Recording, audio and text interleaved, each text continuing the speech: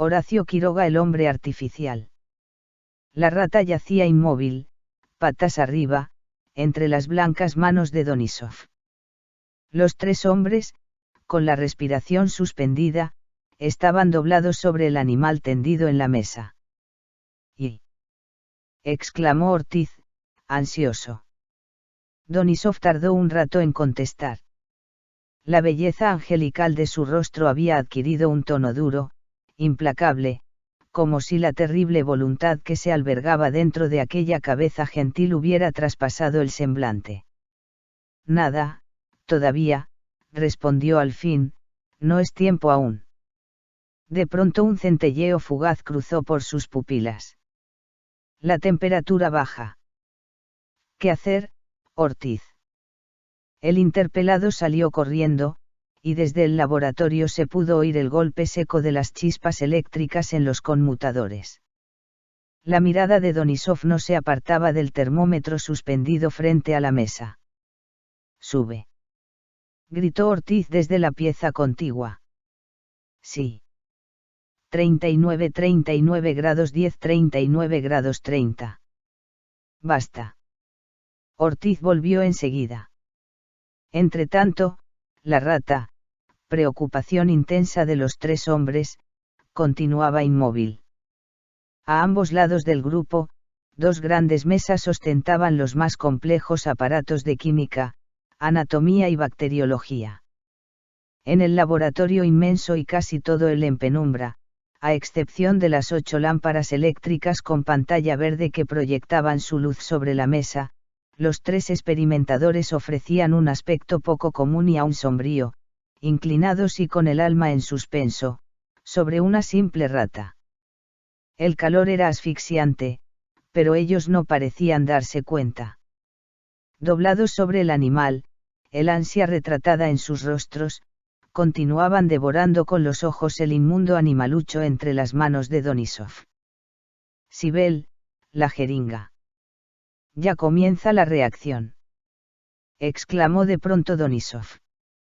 Sibel dio un salto, recogió de la gran mesa el objeto pedido, y extendiéndolo al joven sabio, sujetó entre sus manos la cabeza de la rata.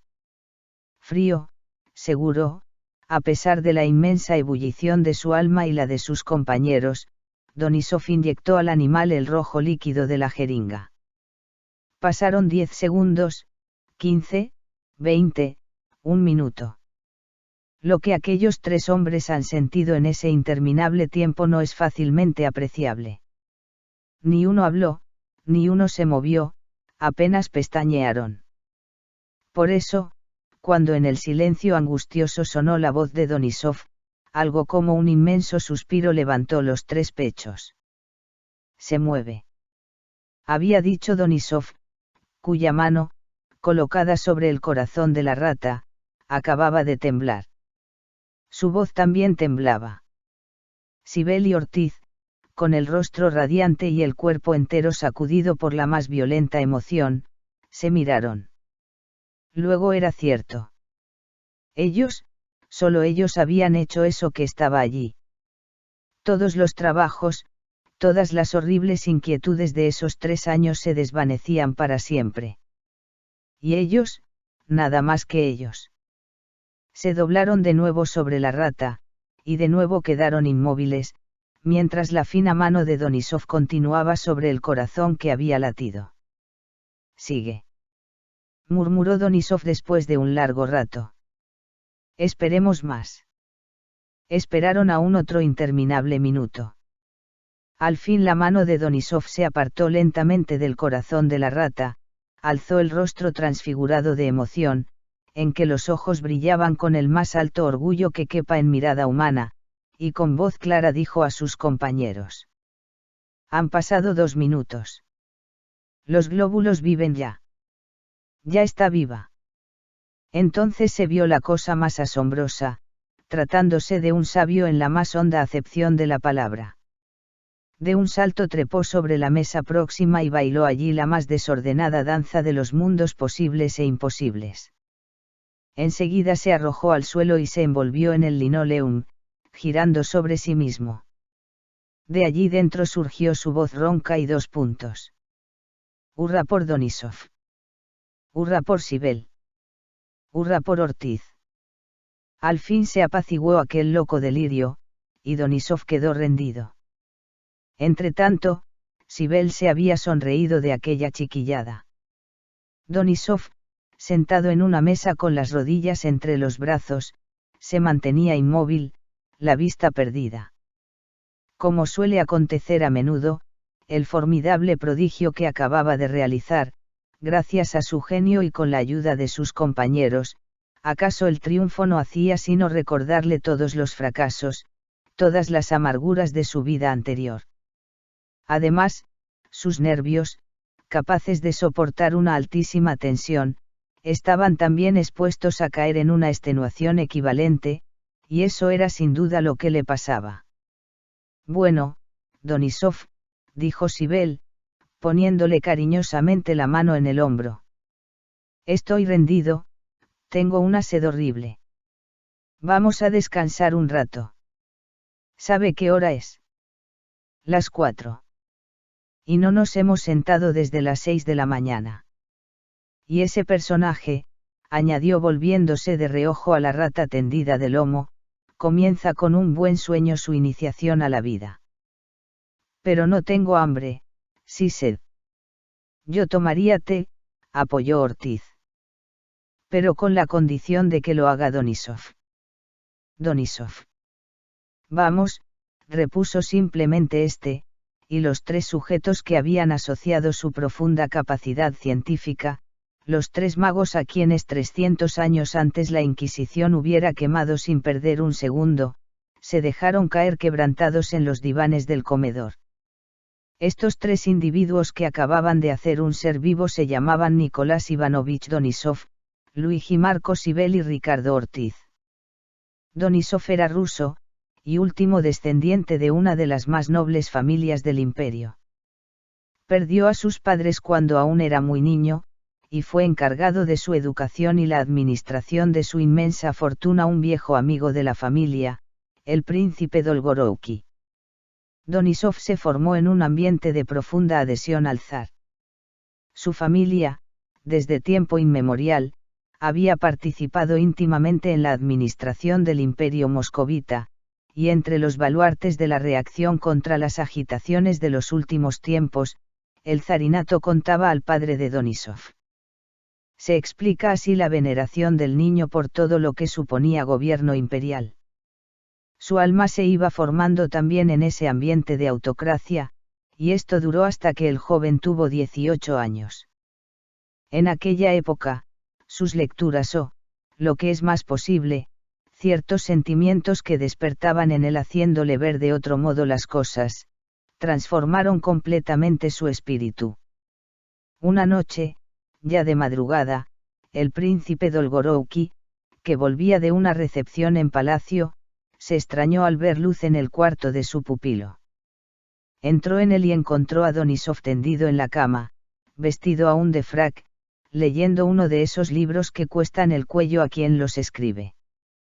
15 días más tarde Donisov fue sorprendido por agentes de policía secreta en un café que frecuentaban estudiantes.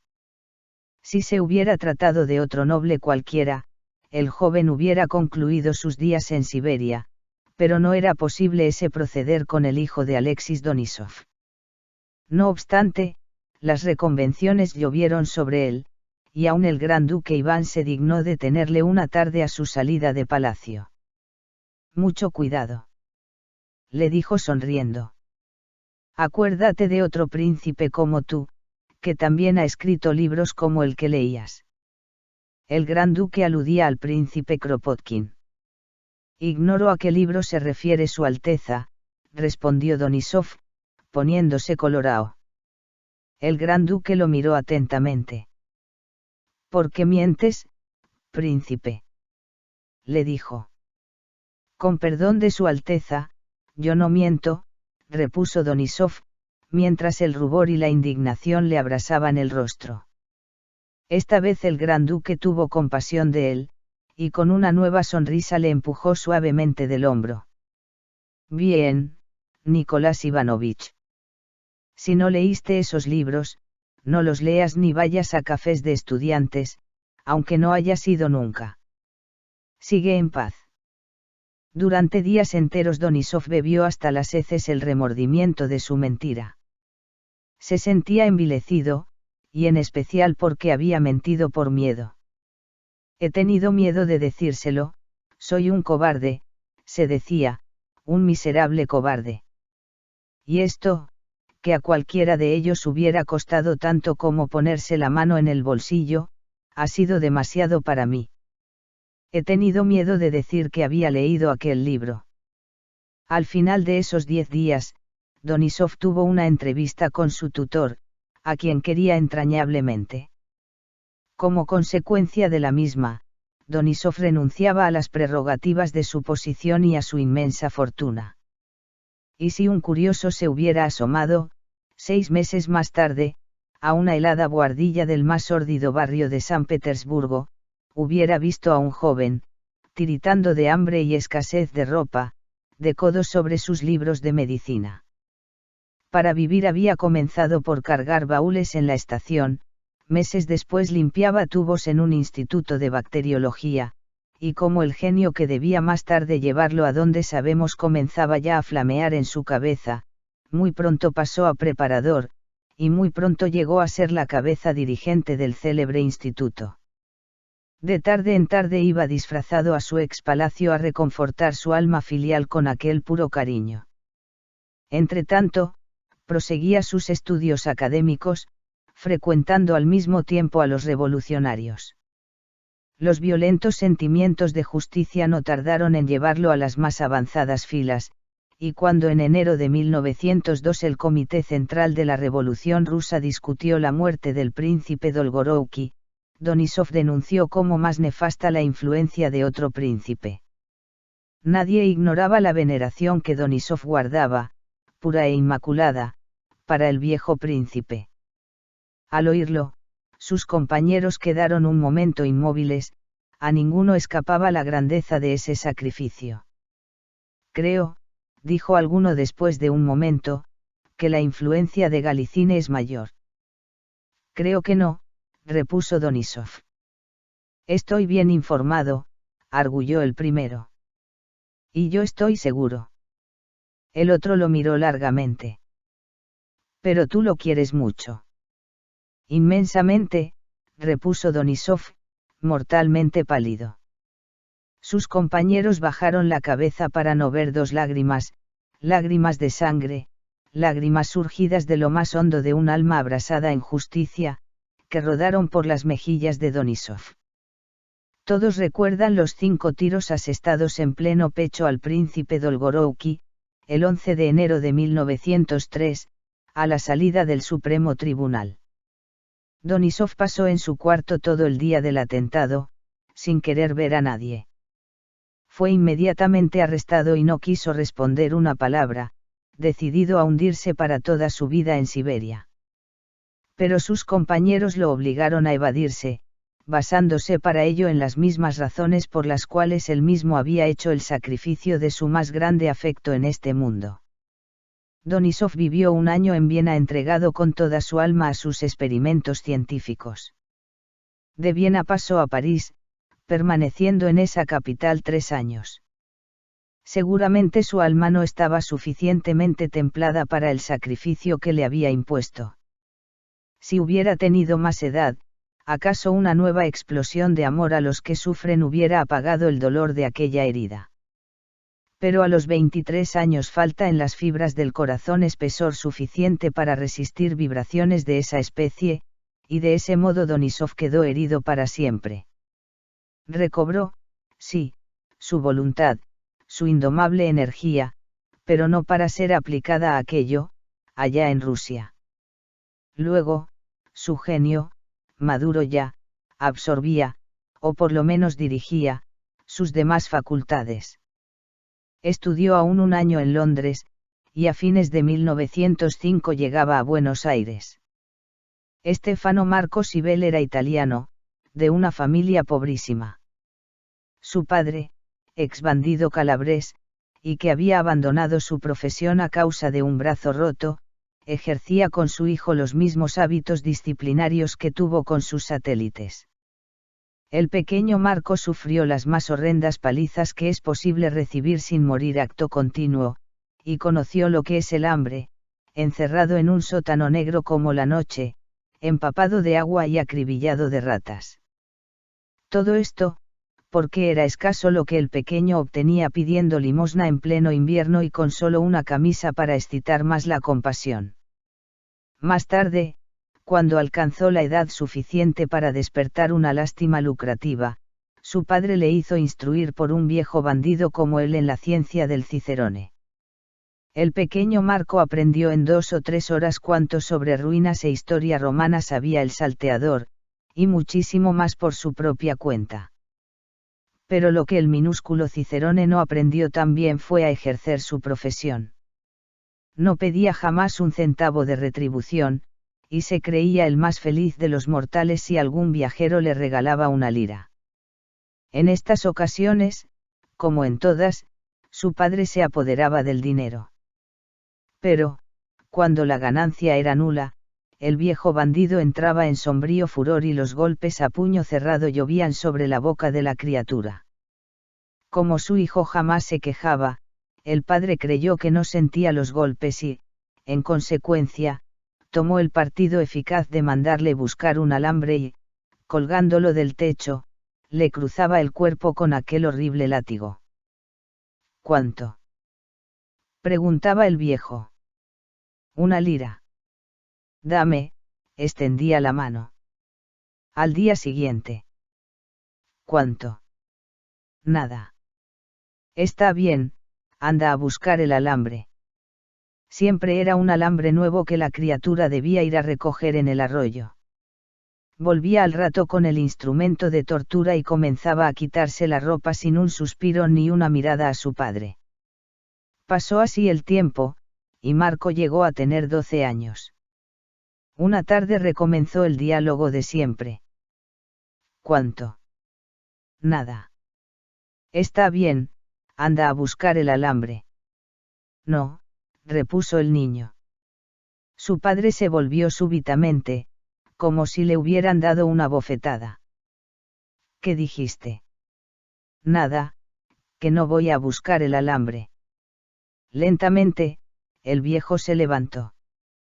Su rostro se puso lívido, mientras un rayo lúgubre cruzaba por sus ojos de viejo salteador. Paso a paso, se aproximó a su hijo hasta casi tocarle el rostro. Dices que no vas a buscar el alambre. No, repuso Marco sin moverse, y tan pálido como su padre. El viejo lo contempló un rato sin mover un solo músculo. Ya no era un rayo lo que cruzaba por sus ojos, sino un relámpago siniestro que iba en aumento. Anda a buscar el alambre. Rugió Cárdeno ahora de furor. No, volvió a responder la criatura. Y cerró los ojos. Cuando volvió a abrirlos, su padre, espantosamente lívido, había ido a descolgar su gorra. Está bien, silbó, quédate, iré yo. Y salió. Cuando volvió, la criatura estaba sentada a la mesa, la cabeza echada sobre los brazos. Su padre lo tocó ligeramente en el hombro. Desnúdate. No, padre. Repuso Marco sin levantar la cabeza. Madonna. Ligero, ligero. Desnúdate. Explotó al fin el viejo, haciendo saltar la mesa de un puñetazo. No, contestó aún el niño. Y con los brazos cruzados, cerró los ojos como en el momento de morir, y pensó en su madre, mamá, mamá querida. Pasó un momento, otro más. No se sentía el menor ruido. Temblando, Marco levantó la cabeza y vio a su padre, aún de pie, que lo miraba fijamente. La mano del viejo bandido cayó con lentitud sobre el hombro del niño. Está bien, le dijo con voz ronca, reseca por la profunda tempestad que bullía en aquel pecho. Está bien, eres mi hijo, reconozco mi sangre. Eres digno, hijo mío. Pero, añadió poniéndose aún más lívido, vete de aquí para siempre, porque te aplastaría la cabeza contra la pared. Nadie en el mundo ha hecho delante de mí lo que acabas de hacer tú. Eres mi hijo, te reconozco. Pero vete enseguida, enseguida. Jamás vuelvas a poner los pies aquí. Y lo arrojó a la calle. Después de sus primeros meses de libertad, libertad de criatura hambrienta, sin casa y sin cariño de ninguna especie, Sibel tuvo la dicha de que un carpintero lo tomara de aprendiz, y entre golpe de cepillo y vuelta de taladro fortificó su ansia de estudio. Estudió de noche, mientras comía, aún en el taller. Su aplicación despertó el cariño del maestro y pudo así seguir un curso regular. Más tarde, ya con otro empleo, hizo el bachillerato, ingresando con altísimas calificaciones en la Facultad de Medicina. Al cabo de 15 años nadie nombraba a una celebridad médica sin que el nombre de Sibel surgiera con todo el brillo de su gran aureola. En esta época su corazón, hasta entonces dormido, se encendió en vibrante amor por una joven que a su vez le había entregado su alma entera. El noviazgo corría en la más grande felicidad, cuando una mañana llegó a su clínica en el hospital una joven a quien una intensa hemorragia había privado de casi toda la sangre. De noche contó el caso a su novia. Es una pobre muchacha que necesita sangre a oleadas. Si mañana no ha reaccionado será menester operar una transfusión. Su novia, que le conocía bien, le hizo jurar entre un mar de lágrimas que no le entregaría a la muchacha una sola gota de su sangre. No te querré más, te lo juro. Sollozaba. Te juro que si haces eso no te querré más. Sibel la adoraba, y ese amor querido era la recompensa y la consagración de sus sufrimientos y de su gloria. Pero a la mañana siguiente Sibel entregaba a las venas de la agónica oleadas de su propia sangre. Cometió un lamentable descuido en la operación, y Sibel cayó en su lecho, presa de una terrible infección general. Esa tarde, su novia, ignorante aún del hecho, le escribía diciéndole que si le faltaba una sola gota de sangre le olvidaría para siempre. Sibel le respondió, hazlo. Además, me estoy muriendo.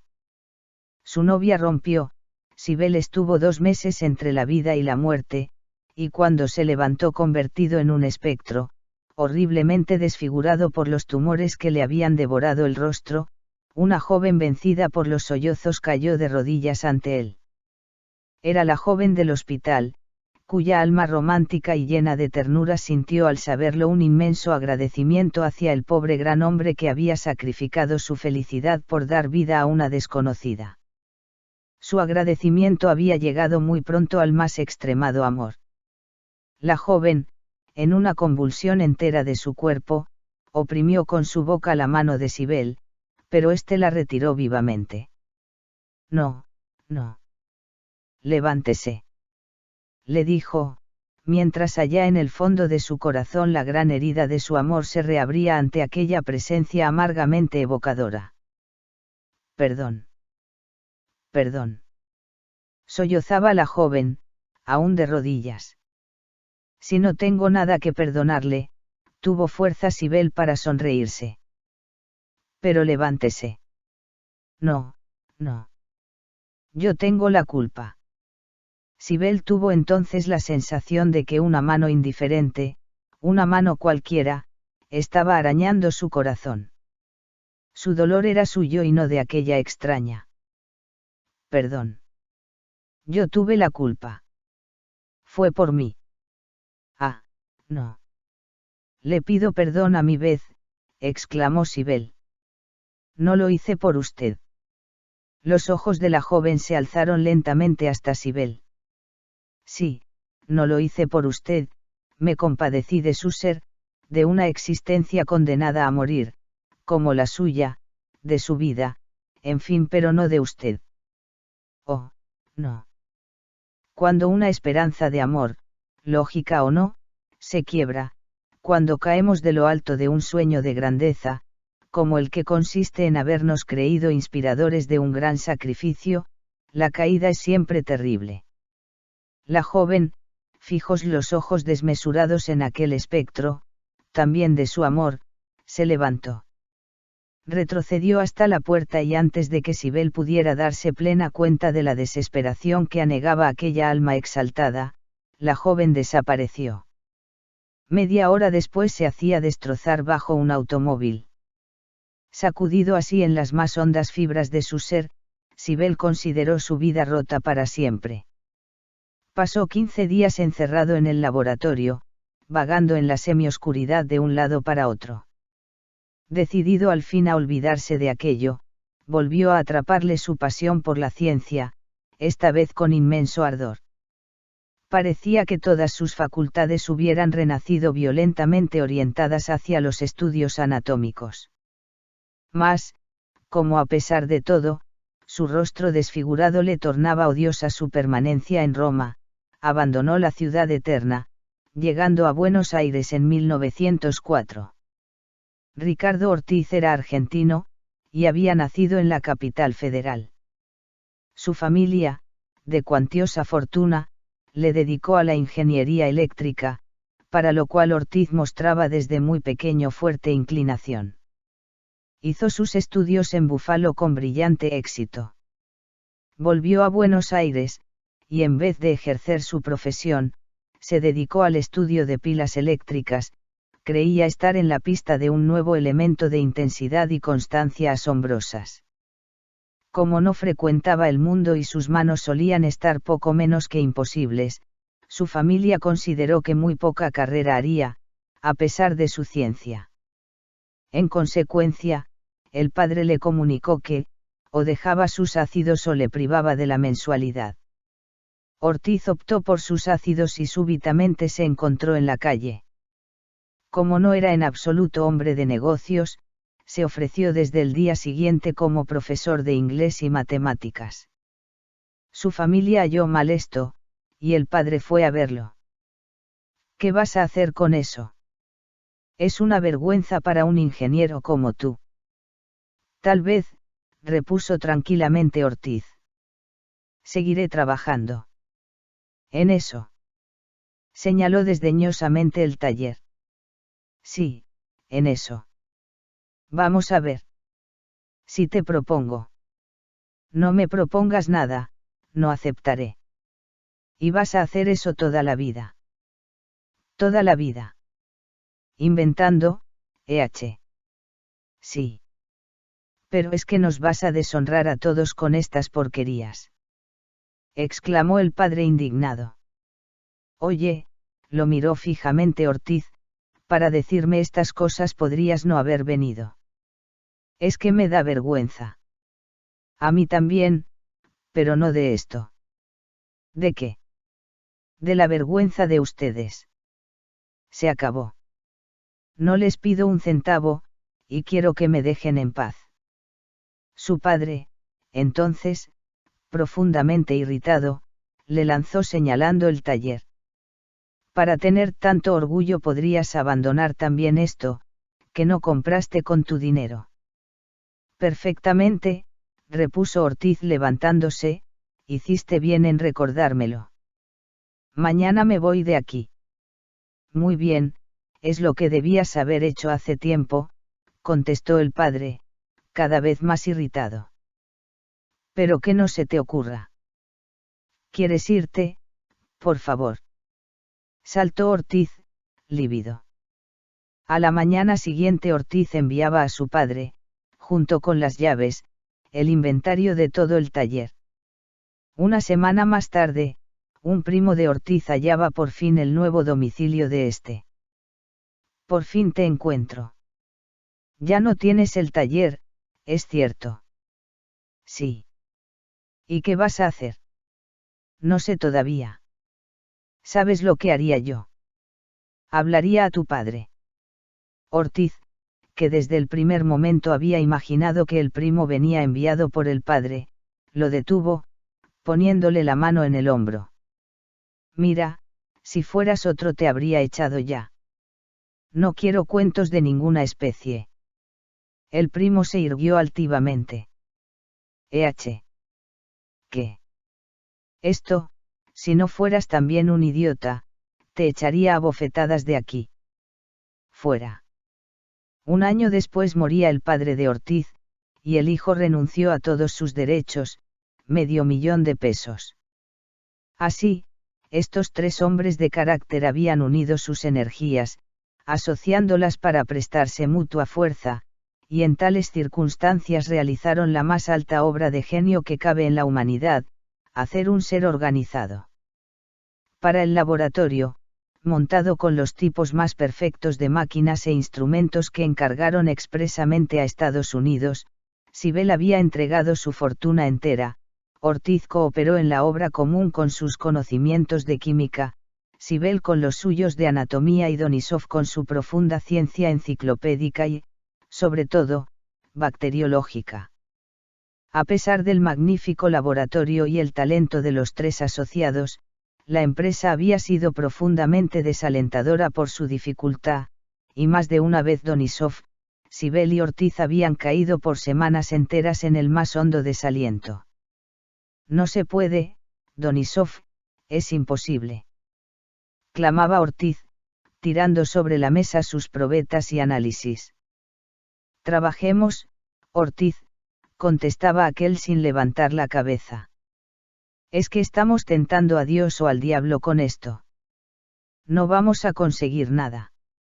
Si fuera a Dios nada más no sería mayor trastorno, explicaba Sibel. Lo malo sería tentar al diablo. Ortiz volvía de nuevo a la tarea. Pero otras veces le tocaba a él dar ánimo a alguno de sus compañeros, y así se sostenían mutuamente, hasta que los tres, ante nuevas y al parecer insuperables dificultades, tiraban todo y cerraban el laboratorio. Su obra duró 3 años.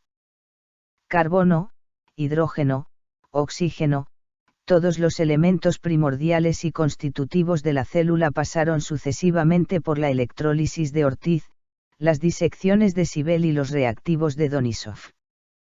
A veces, la conquista de 3 o 4 elementos fundamentales se realizaba en semanas. Otras, un solo paso adelante les llevaba hasta un año. De este modo pudieron obtener la sangre y sus glóbulos en lo que media de mayo a septiembre, necesitando en cambio para la conquista del bulbo piloso 18 meses. Y por este estilo, facilidades increíbles donde no se hubieran sospechado y fracasos abrumadores en cosas aparentemente nimias. Hasta que el 23 de agosto de 1909, a los 3 años menos 12 días de haber empezado la rata, ésta surgía a la vida bajo la inyección de Donisov. Y ahora volvamos al comedor, donde los tres asociados, muertos de satisfacción y fatiga, descansaban. Por fin, ya era tiempo, gimió Ortiz, echándose cuán largo era en un diván. Si esto demoraba 10 días más, me moría, sencillamente. Sí, yo también estaba cansado, mucho más de lo que daba a conocer, apoyó Donisov, sirviendo a sus compañeros el té que él, en su carácter de ruso, preparaba con gran prolijidad. Sí, pero hicimos la rata, concluyó Sibel. Y ahora que recuerdo, exclamó Ortiz incorporándose en un codo, porque se me ocurrió una rata. Podíamos haber hecho otra cosa cualquiera. Esas son cosas de Sibel, dijo Donisov. Sí, afirmó Sibel, paladeando su té, se me ocurrió por la gran analogía de la sangre humana con la rata. Esto lo descubrí por casualidad, hace ya muchos años, en un análisis. ¿De veras, Sibel?, dijo Ortiz, levantando la cabeza.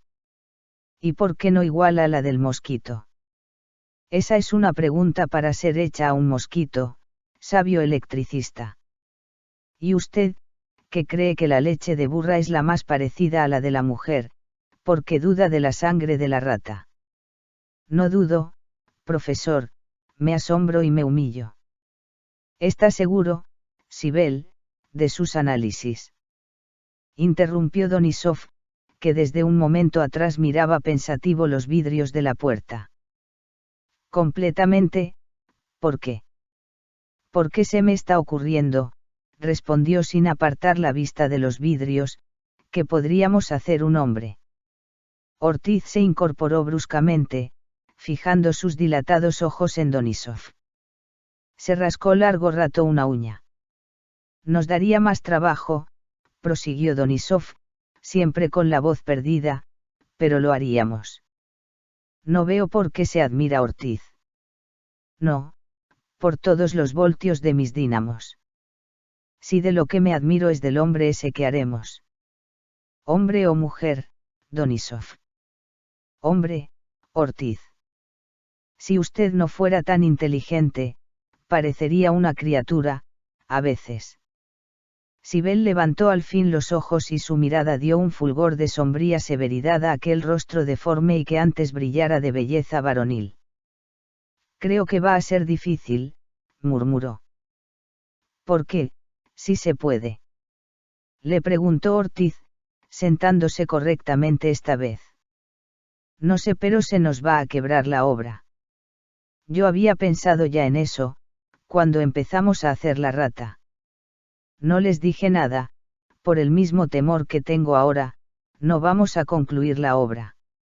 Respirará, digerirá, verá, se moverá, pero nada más. Y usted comprende que hacer eso, únicamente, sería una eterna vergüenza para nosotros. Y pensará, replicó Ortiz. No, eso no. Dele usted todos los sentidos que quiera, buena transmisión de nervios, buen cerebro transformador, y por más sensaciones que tenga, no tendrá una sola percepción. Cuestión de alma, entonces. Profirió socarronamente Ortiz.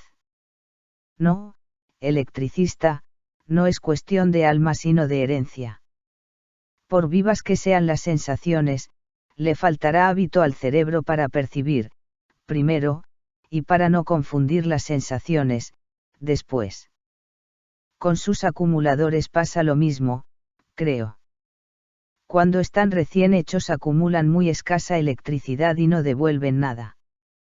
Toda la corriente se emplea en hacer el acumulador, en afinarlo.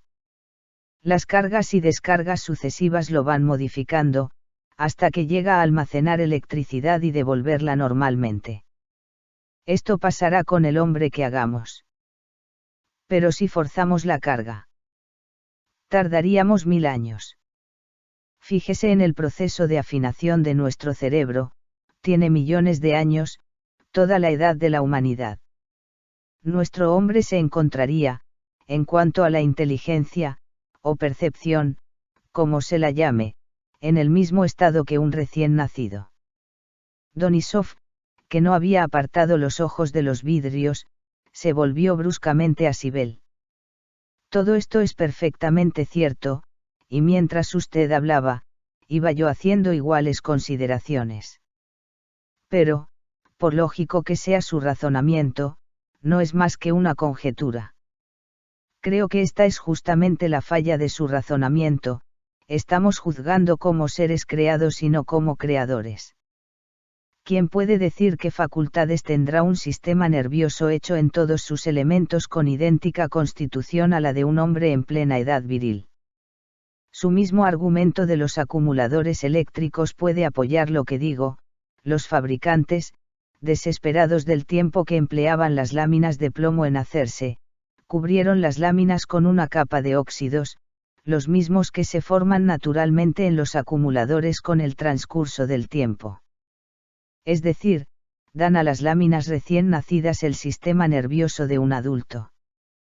¿Por qué nuestro hombre no se hallaría en las mismas condiciones, Sibel? Tal vez, pero creo que no. En ese momento Donisov se levantó y colocó los dos puños sobre la mesa, mirando fijamente a sus asociados. Esta actitud de conferenciante, que en otra persona cualquiera hubiera chocado, estuvo lejos de provocar esa impresión tratándose de Donisov. Subía a su límpida mirada el temple de diamante de aquella alma. Su belleza angelical cobraba un tono, no de dureza, mas sí de firmeza de mármol, en que la voluntad trascendía hasta en la más leve línea de su rostro, algo, en fin, de la belleza sombría de un arcángel rebelde. Óiganme, les dijo con acentuación clara y cortante. Vamos a hacer un hombre. La tentación es demasiado grande para que no la abordemos. Pero pongo una condición, sin la cual no me comprometo a nada, que me dejen dirigir el proceso de afinación, como dice Sibel. No sé aún qué haré, ni mucho menos cómo, consienten. Sí, Donisov, consentimos. Respondieron a un tiempo Sibel y Ortiz, levantándose. El ardor de un nuevo triunfo había disipado por completo su cansancio y se hallaban de nuevo dispuestos a luchar con las sombras de la nada. Un momento. Les detuvo aún Donisov. ¿Confían en mí? Entonces Sibel, que sentía por el arcángel profunda ternura y adoración, le puso la mano en el hombro. Niño sublime. Le dijo sonriendo, aunque sin poder ocultar su emoción. Donisov levantó su bella cabeza. Bien. Ahora vamos a ver nuestra obra. Se levantaron frescos y descansados ya, y con sus potentes cerebros vibrando otra vez ante la perspectiva de una nueva lucha. Pique para ampliar. Ilustración, Valeria Uccelli. En medio del laboratorio, sobre la mesa de mármol, y enfocada por la viva luz de las 8 lámparas eléctricas con pantalla verde, la rata continuaba tendida de espaldas. Ortiz fue el primero en inclinarse sobre ella, y después de un momento de hondo examen se incorporó pálido. Este animal se está muriendo. Le dijo a Donisov, mirándole a los ojos. Donisov y Sibel se inclinaron bruscamente sobre la rata y observaron a la negra bestia, con los ojos clavados en el corazón del animal, cuyos latidos de rapidez vertiginosa hacían vibrar la piel con una precipitación de timbre eléctrico. La emoción de los tres asociados era demasiado grande para permitirles hablar. Allí, ante sus ojos, se iba, volvía a la nada de que había salido, llevándose consigo el inmenso orgullo de sus creadores, la rata artificial. 10 largos minutos pasaron así, hasta que la voz de Donisov sonó, clara y helada, en aquel silencio de angustia. Este animal se muere envenenado, Sibel, ¿está usted seguro de sus fórmulas? La de la sangre, Donisov. Sí. Completamente seguro. En el ensayo de prueba no noté la más ligera disociación de elementos. Recuerdo que duró 2 meses el ensayo. Con todo, quiere traer su inventario. Ortiz había dado el nombre de inventario al cuaderno de fórmulas que rigieron la creación de la rata. Todas estaban allí, y cuando Sibel volvió, Donisov hojeó febrilmente el cuaderno y se detuvo en las ecuaciones de la sangre. Si está bien, no, eso no. Murmuró. Pero esa sangre está envenenada, sin embargo. Mientras Sibel y Ortiz analizaban el aire expelido por los pulmones de la rata, Donisov extrajo de las venas del animal unas gotas de sangre y se hundió en su análisis. Durante largo rato no se oyó en el laboratorio más que el golpe de los tubos de vidrio sobre el mármol. Al fin sonó la voz de Donisov. ¿Hay algo ahí? Nada, repuso Ortiz. El aire está normal. ¿Y ahí? Aquí, sí. La sangre está enormemente fosfatada. Durante meses y meses los tres asociados habían luchado en la formación del tejido óseo.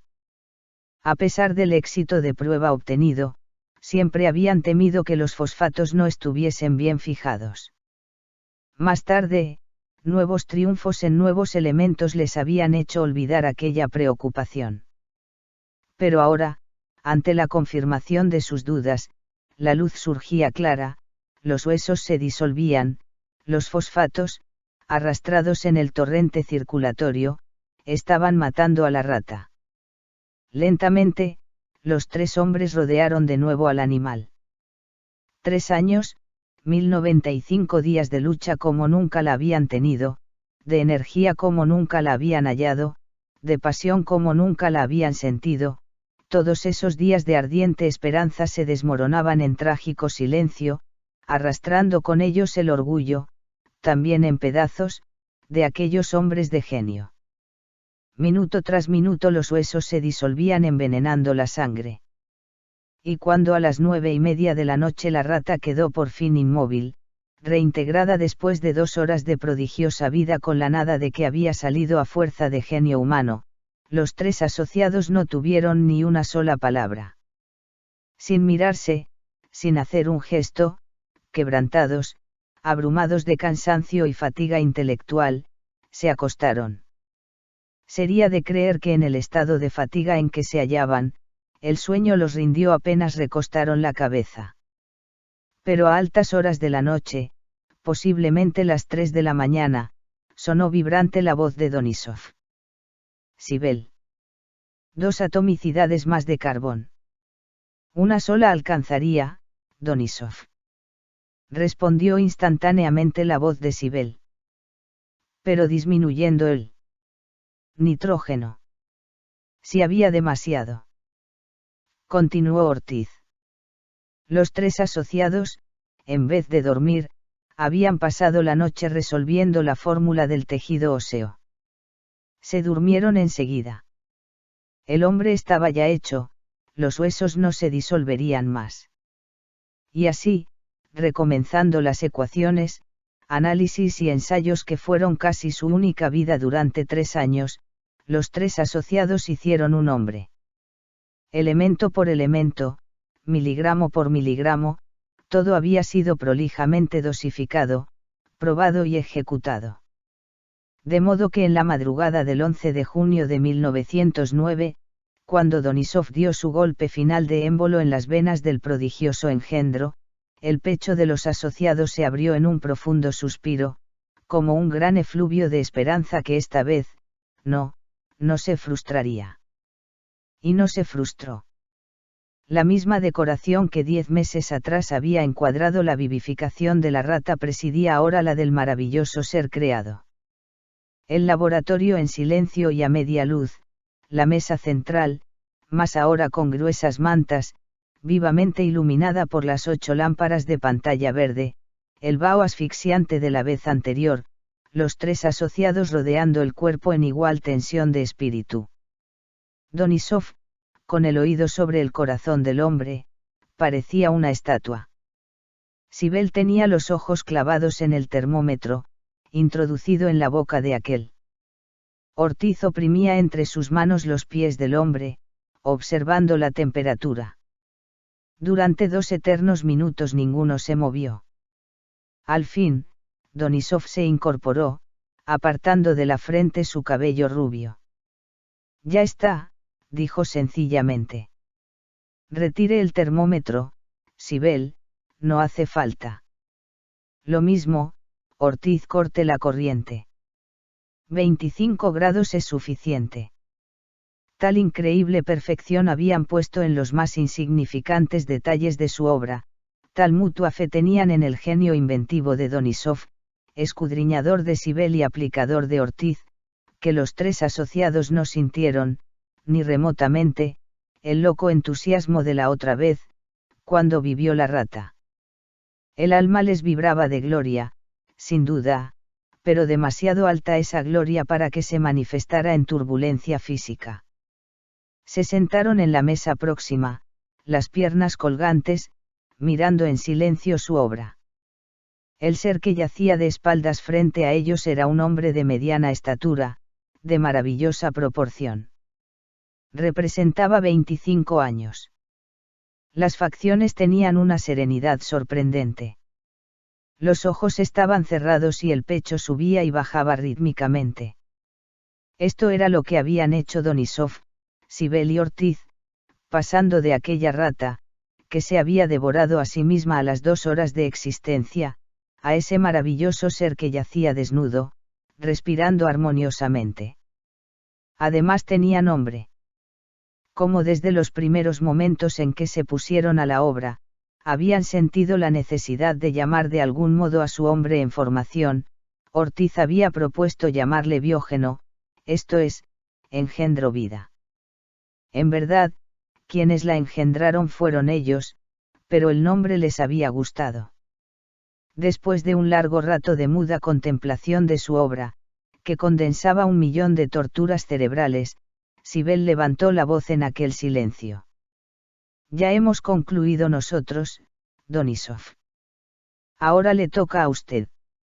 Si lo despertamos abrirá los ojos y mirará, y si lo bajamos quedará de pie donde lo dejemos, porque no se le ocurrirá caminar, y si lo hacemos caminar chocará con todo, porque no tiene noción de los obstáculos. Usted no pretenderá que veamos eso, no. En ese caso más valdría que nos hubiéramos pegado un tiro nosotros. Donisov, la vista fija en la mesa, parecía no haber oído. Su expresión tenía aquel sello de implacable voluntad de las ocasiones decisivas. No. Respondió al fin. No hemos hecho eso para deshonra nuestra. ¿Se acuerdan ustedes de la promesa que me hicieron cuando decidimos los trabajos? Sibel, Ortiz. Necesito que me den plenos poderes para animar eso. Entendido, Donisov. No necesitaba decírnoslo. Sí, necesitaba, ¿por qué? ¿Por qué, Donisov? El rostro de este se contrajo, y un rayo acerado cruzó por su mirada de arcángel. Un momento. Nada más que un momento. Y salió, atravesando el laboratorio. Un rato después Donisov entraba, acompañado de un hombre pobremente vestido, muy flaco y de semblante amarillento. Usaba anteojos oscuros. El sujeto, evidentemente tímido, miraba con gran sorpresa a los tres hombres hasta que su vista se fijó en las lámparas eléctricas, la mesa refulgente y el hombre tendido sobre ella. Entonces su rostro se demudó. Ya le dije, se dirigió Donisov a él, que se trata de una operación. Ese hombre está cloroformizado. Necesitamos su ayuda para. Permítame un segundo. Y volviéndose a Sibel y Ortiz les dijo rápidamente en inglés. Hay que sujetar enseguida a ese hombre. No perdamos un minuto, porque va a desconfiar.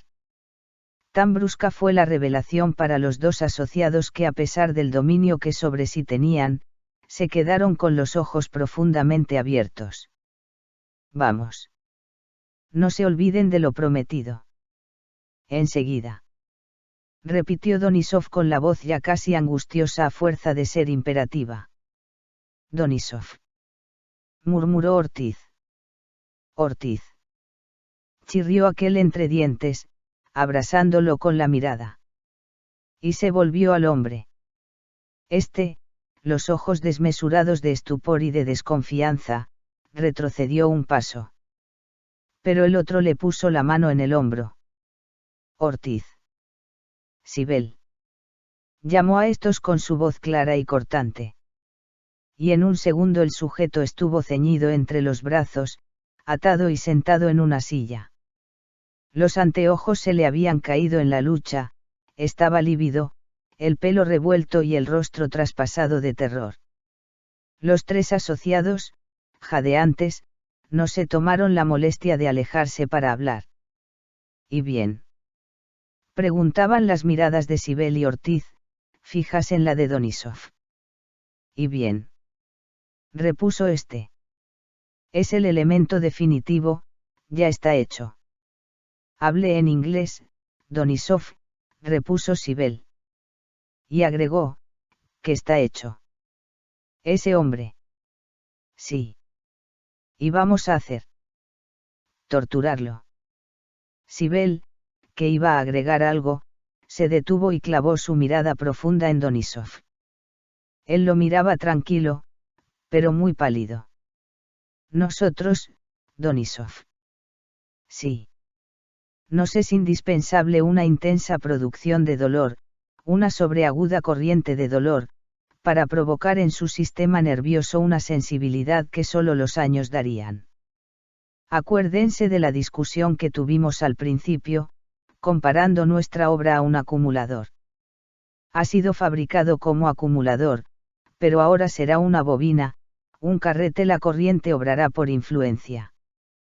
Esto exige alguna explicación, que fue la proporcionada por Ortiz varios días después, en la instrucción del proceso.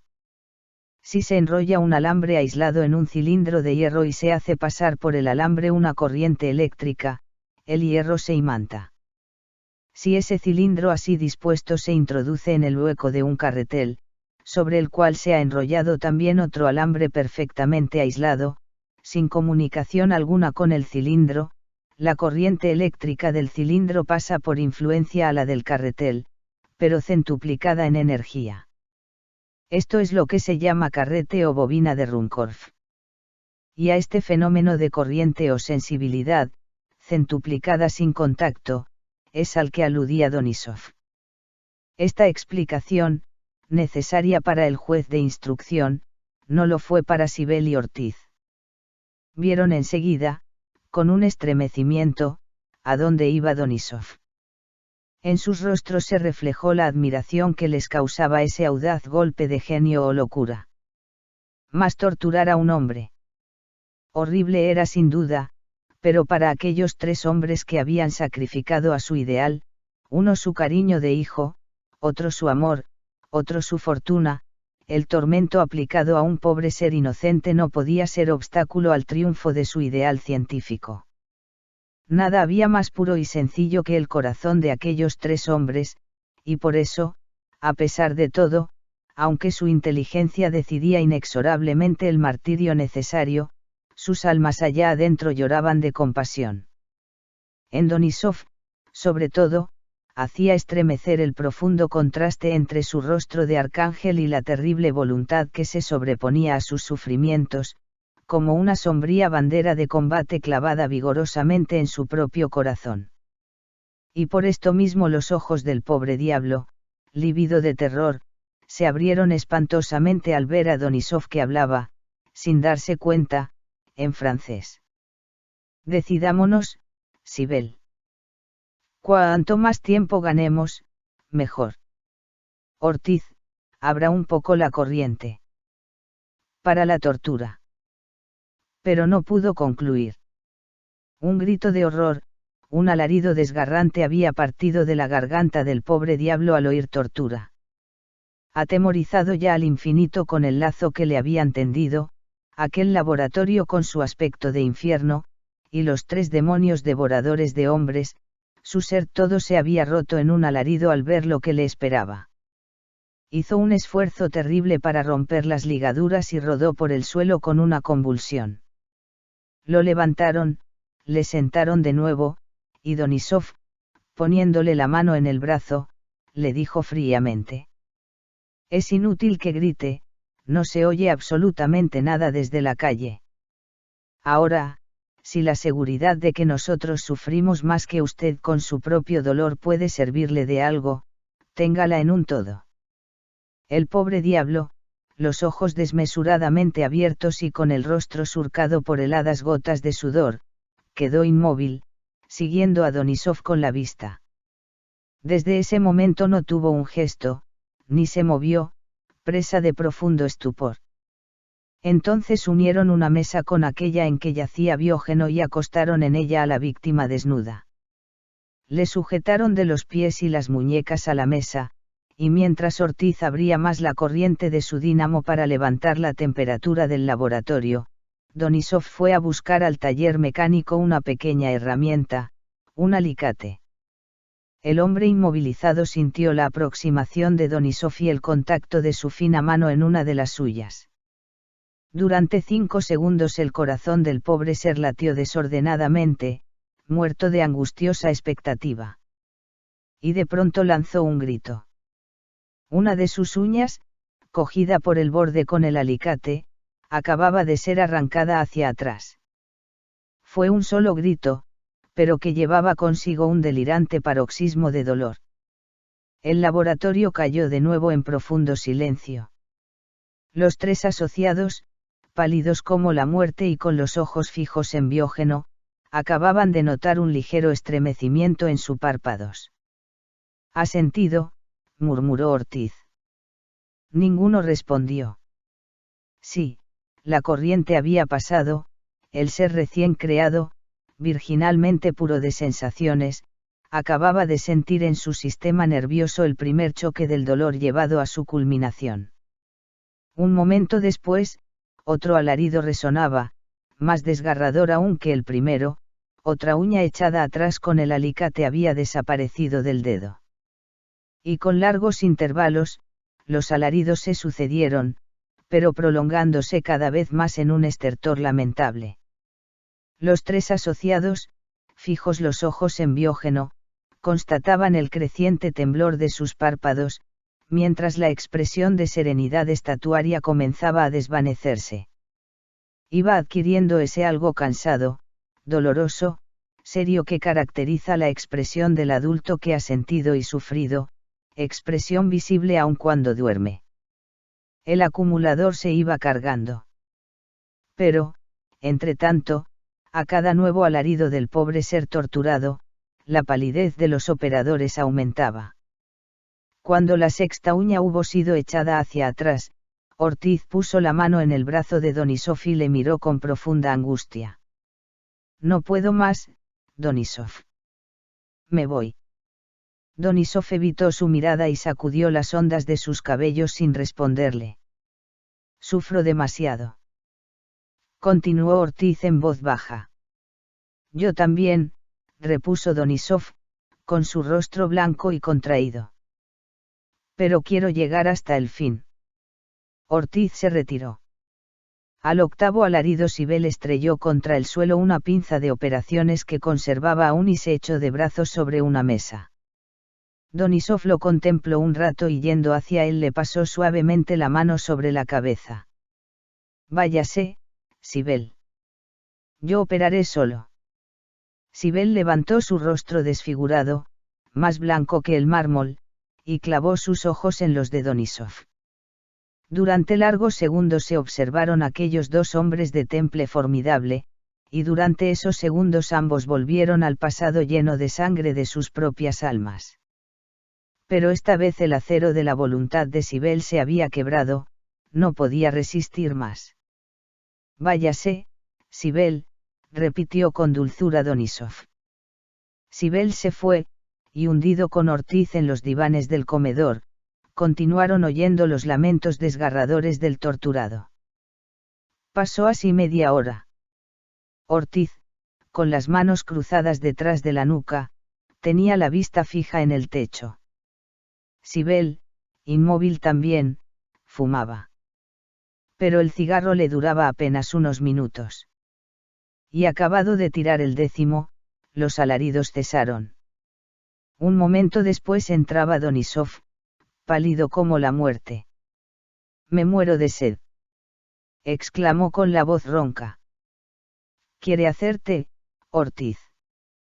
«Estoy un poco cansado». Se dejó a su vez caer en el diván, junto a Ortiz, echando la cabeza atrás, con los ojos cerrados. Durante un largo rato no dijeron una palabra. El silencio parecía ahora mucho más profundo. Concluyó. Le preguntó Sibel al fin, sin mirarle. «Sí, pero no sé. Me moría de sed». «¿Y ese desgraciado?», le dijo Ortiz.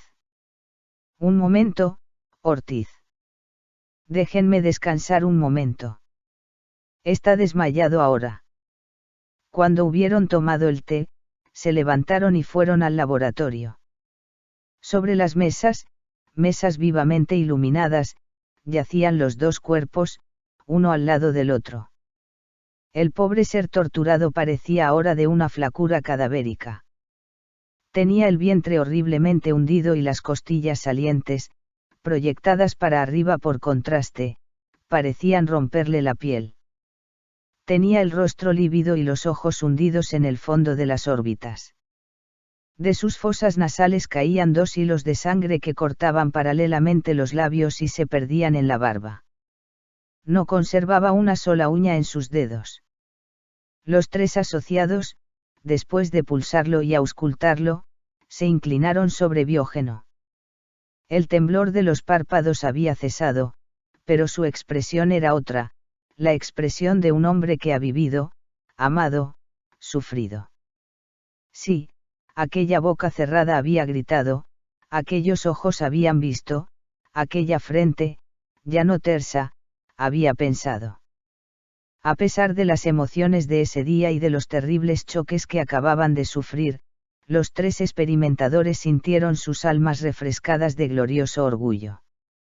El corazón de Biógeno trabajaba con absoluta precisión, los pulmones quemaban su oxígeno hasta el último átomo y el cerebro, ahora, vivía.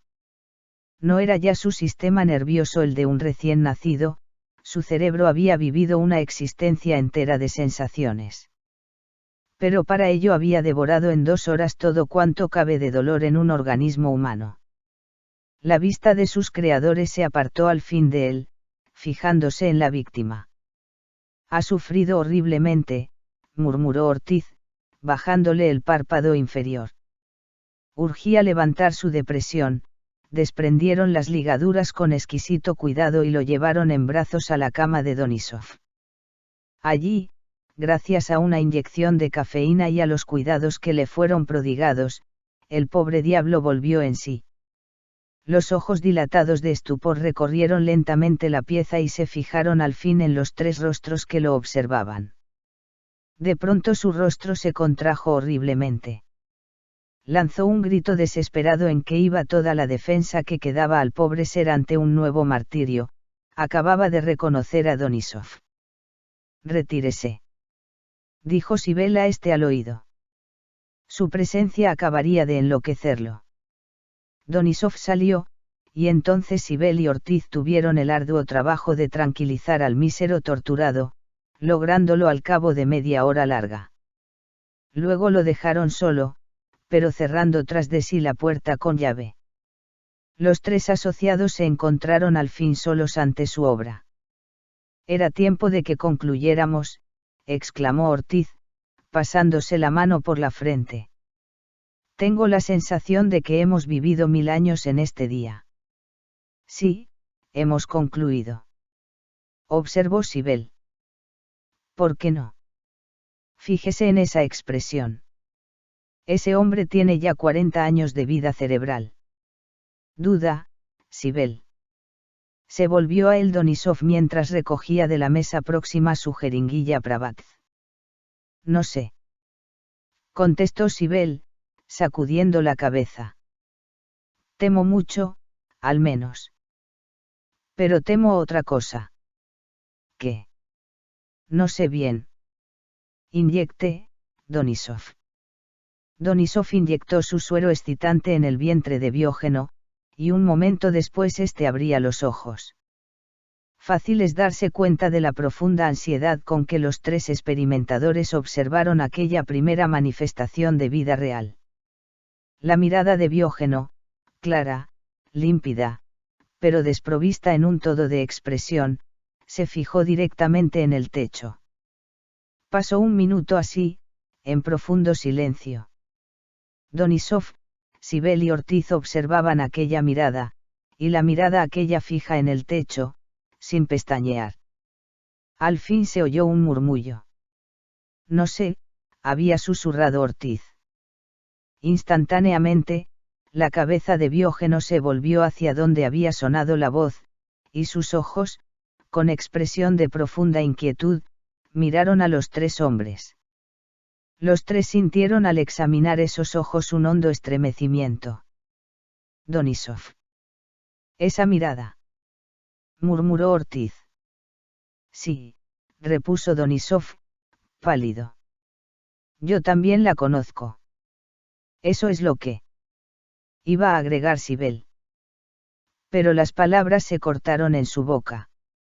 Biógeno, con expresión de agudo sufrimiento, acaba de recoger las manos, tocándose las uñas. Eso es lo que temía. Reanudó Sibel, con el ceño contraído. Ha absorbido todas las torturas del otro. Hemos hecho un monstruo de dolor, Donisov. No. Repuso este, con su pálido rostro de arcángel. El dolor está a una flor de nervio. Se reabsorberá enseguida.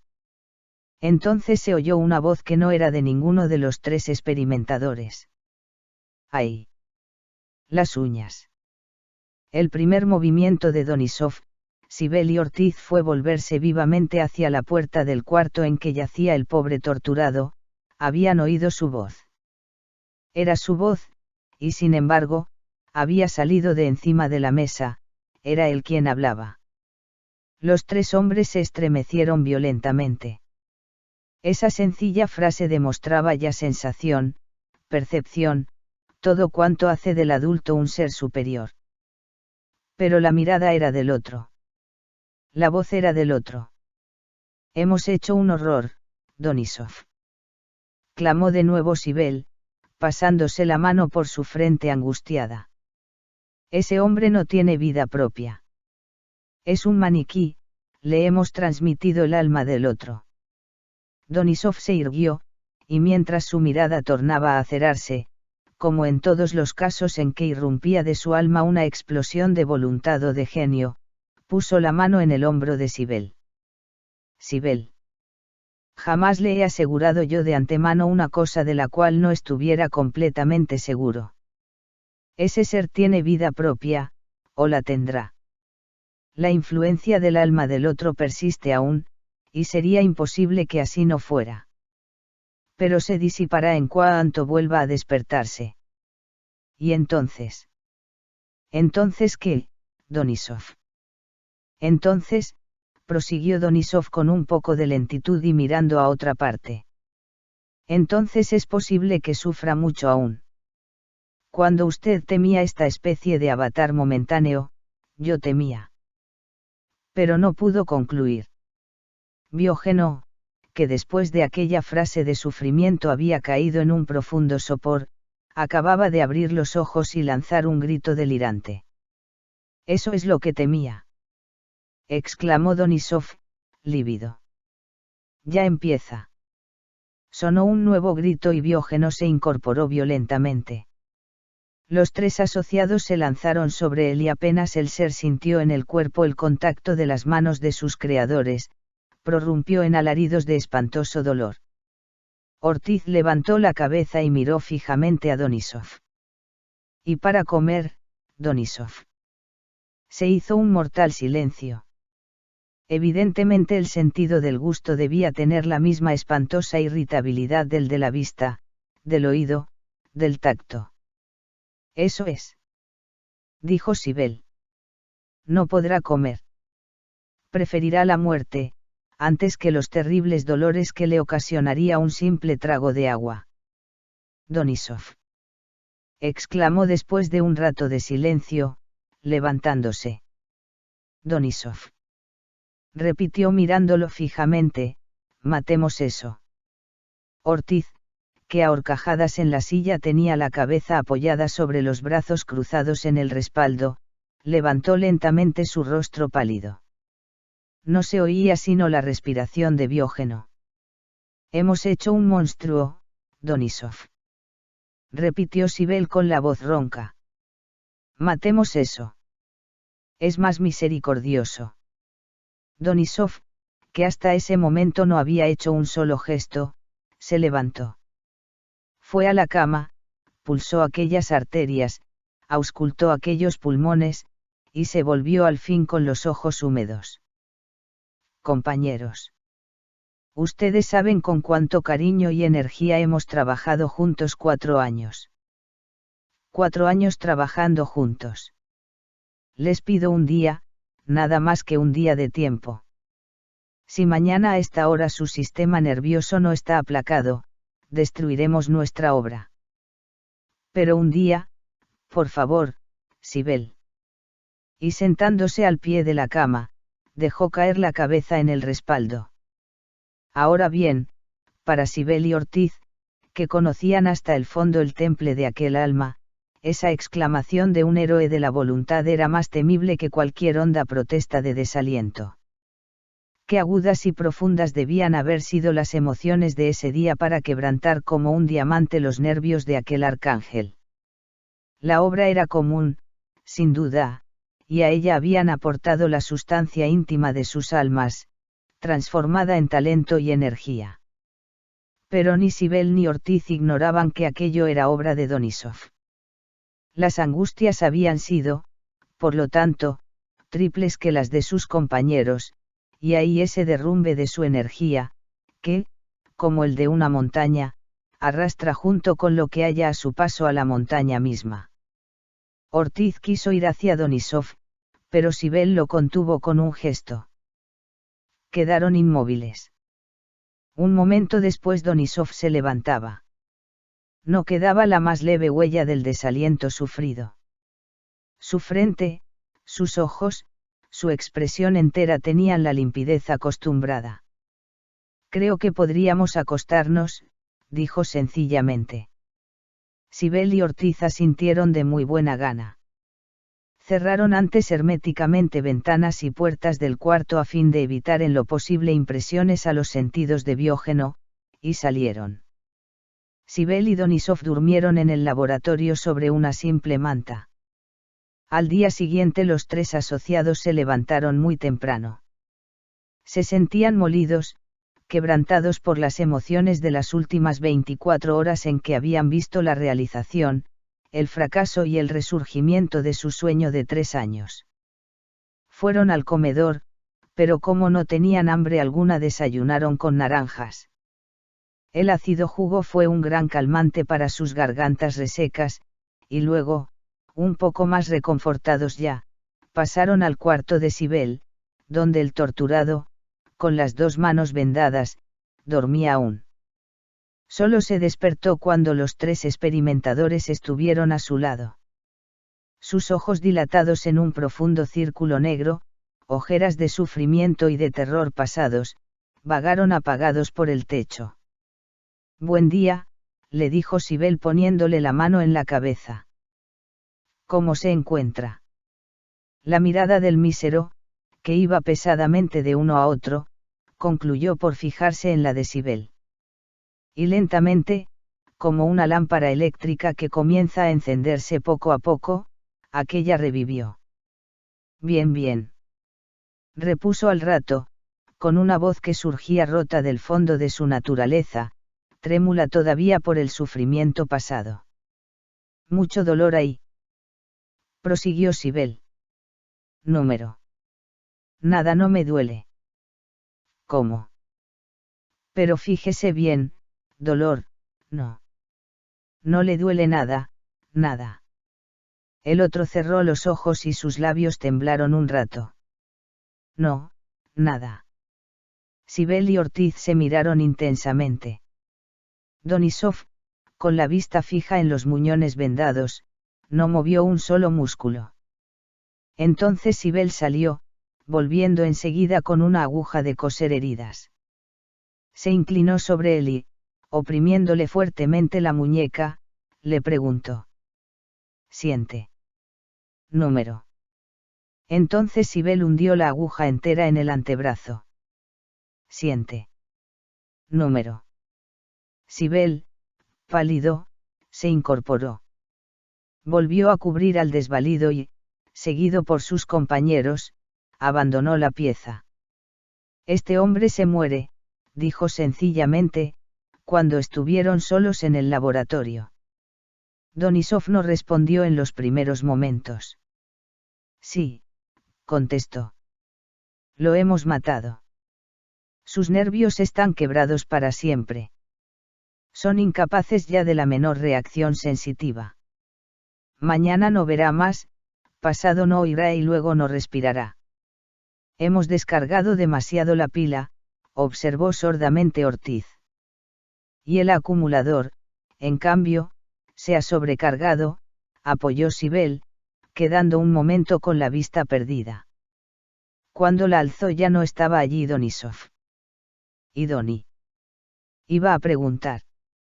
Y un grito terrible, un verdadero aullido de dolor llevado a su paroxismo, le heló las palabras. Se lanzaron de un salto al cuarto de aquel, pero Donisov cerraba en ese instante la puerta por fuera. ¿Qué, Donisov? ¿Qué hay? Exclamó Ortiz. Nada, repuso aquel. Entré y estaba en medio del cuarto. ¿Y ese grito? En cuanto vio la luz. Todavía. Otro grito de dolor, efectivamente, acababa de oírse. Era Biógeno, a cuyo vibrante sistema nervioso la menor sensación arrancaba gritos de agudo dolor. Un pequeño rayo de luz le hacía el efecto de un deslumbrante fulgor en plena pupila. Si tocaba un objeto recibía una violenta quemadura. Y el gusto, el oído, el olfato, todos los órganos de la sensación, puestos en un grado de terrible excitabilidad por sus creadores, mantenían a aquel desgraciado en medio de la pieza, tembloroso, angustiado, empapado en frío sudor de tormento. Sí. Había robado, absorbiendo hasta la última vibración, toda la potencia nerviosa que surge de una persona a la que se tortura.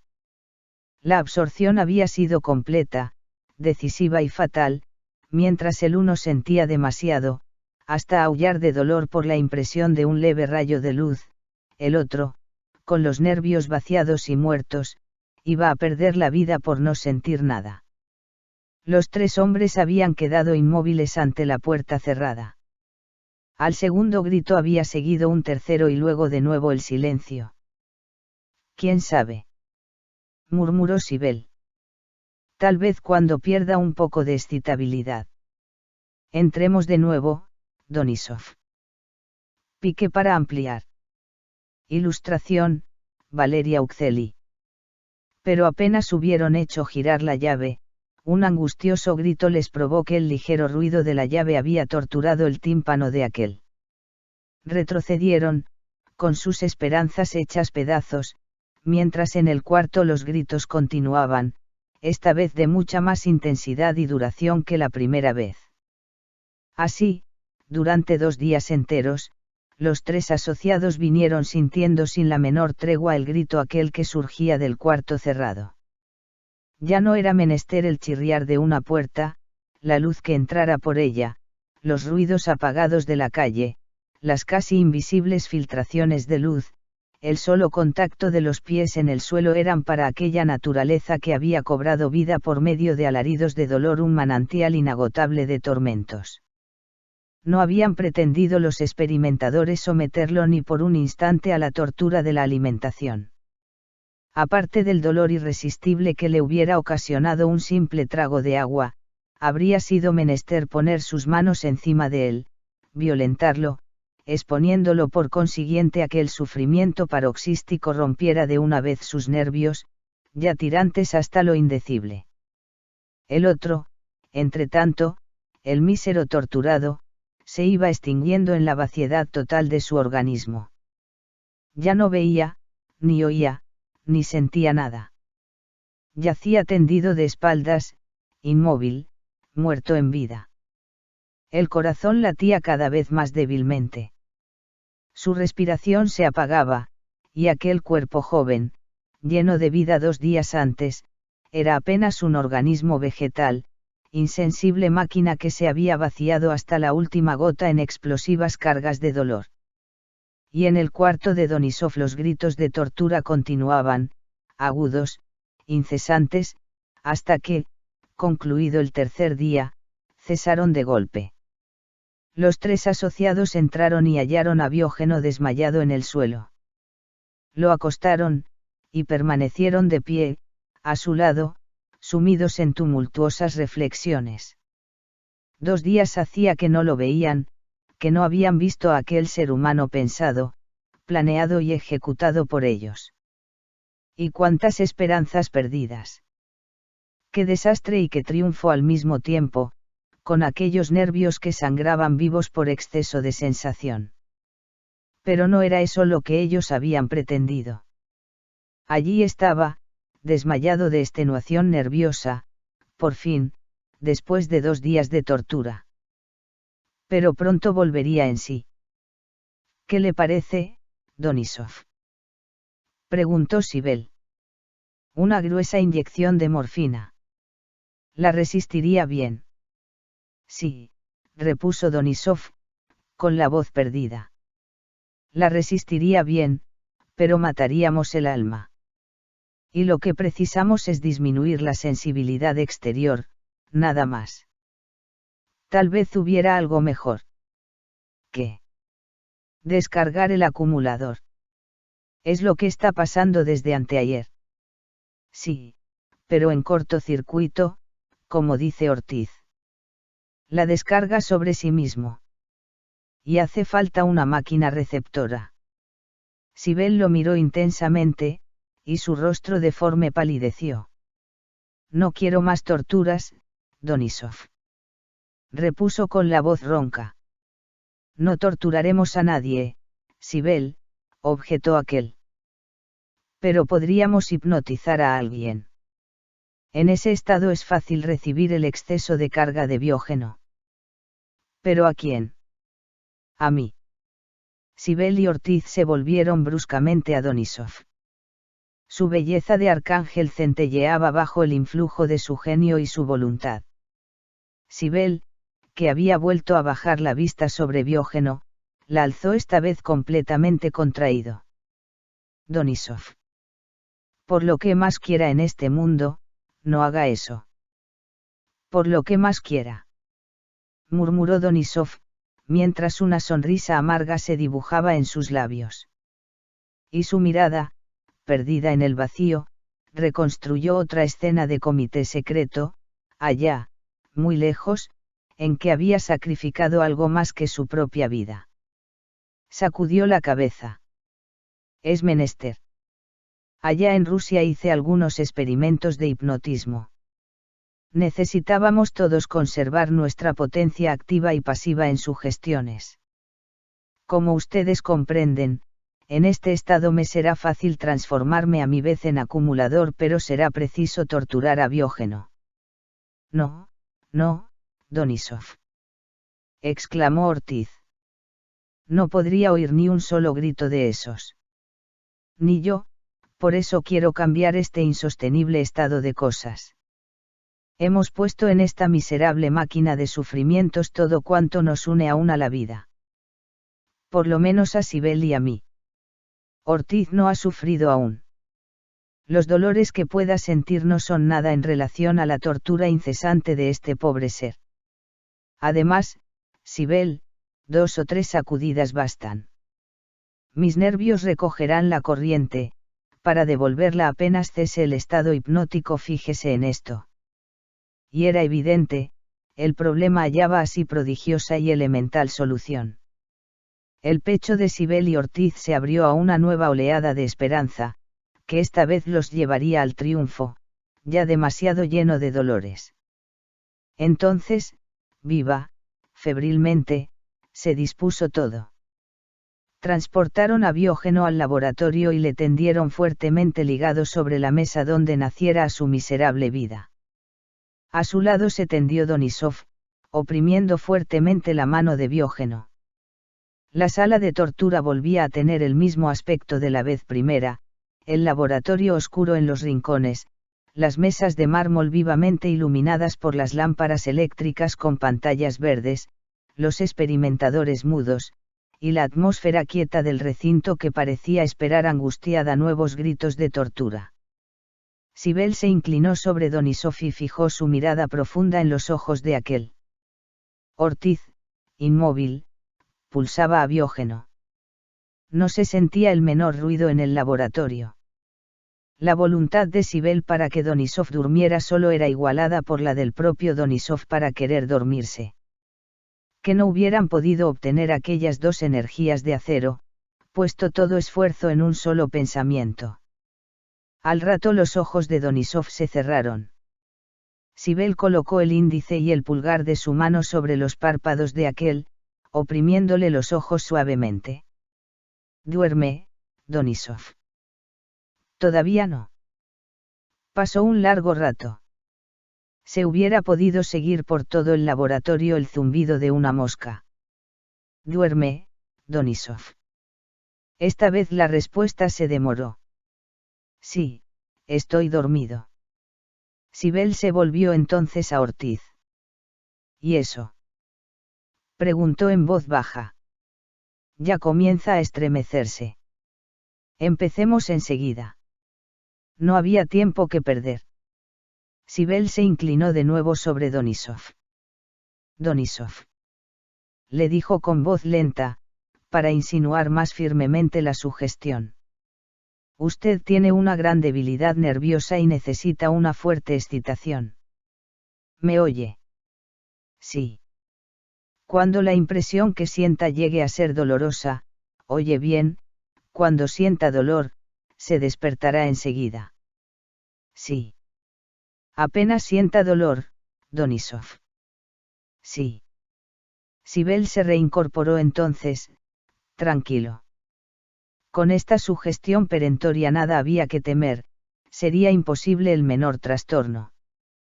Lo que pasó entonces fue tan terrible que ni Sibel ni Ortiz han podido después reconsiderar el tiempo justo que tardó en efectuarse la terrible catástrofe. Sibel había concluido apenas de enderezarse, cuando Diógenes se agitó violentamente. Era menester a toda costa evitar que se despertara normalmente. Rápido, Ortiz. Exclamó Sibel. Tortúrelo. Ortiz se inclinó sobre el desgraciado con su instrumento de horror, y un segundo después, un alarido horrible, sobrehumano, como nunca lo habían oído, una verdadera expresión de dolor llevado a su paroxismo resonó en el lúgubre laboratorio. Y tras él, otro grito, pero ronco, de corazón que estalla, enloqueció a los operadores. Donisov acababa de incorporarse violentamente, con los ojos fuera de las órbitas y la boca espantosamente abierta. Donisov. Gritaron a un tiempo Ortiz y Sibel precipitándose sobre él. Pero Donisov había vuelto a caer hacia atrás, con un ronco suspiro, muerto, destrozado por aquella abominable máquina de dolor que había creado con su genio y que acababa de descargar de golpe todos sus sufrimientos acumulados, había estallado, matando a Donisov. Ortiz y Sibel, mudos de horror, quedaron anonadados. Su compañero, el más grande y noble de todos los hombres, aquella criatura de genio y sacrificio, fulminado para siempre. Estaba allí muerto, aquel arcángel de genio que había creado lo más grande que es posible crear en este mundo. Y perdido para siempre. Sibel, con un ronco y profundo sollozo, cayó sobre el pecho del héroe. Donisov, niño querido. Exclamó. ¿Qué hemos hecho de ti? Ortiz no tenía fuerzas para secarse las gruesas lágrimas que rodaban por sus mejillas. Todo estaba concluido. Jamás, jamás volverían a aspirar a nada. Nunca más entrarían en el laboratorio. Su porvenir entero estaba muerto ya, como había muerto el hombre de las manos vendadas, como había muerto su creación abominable, como allí, criatura sublime, arcángel de genio, voluntad y belleza, estaba muerto Donisov.